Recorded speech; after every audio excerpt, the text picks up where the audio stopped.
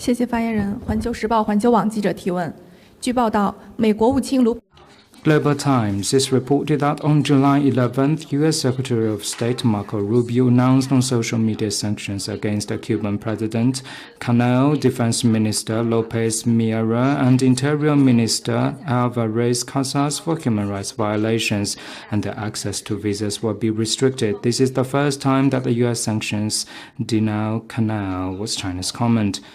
I noted relevant reports. China firmly opposes the U.S. using human rights as a pretext to wrongfully impose unilateral sanctions and interfere in Cuba's internal affairs. Over 6 decades of sweeping U.S. blockade and sanctions have devastated lives of the Cuban people.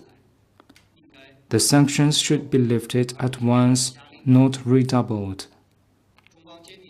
China firmly supports Cuba in pursuing the development path suited to its national conditions and safeguarding its sovereignty and dignity. We urge the U.S. to immediately lift the blockade and sanctions on Cuba and remove it from the list of state sponsors of terrorism.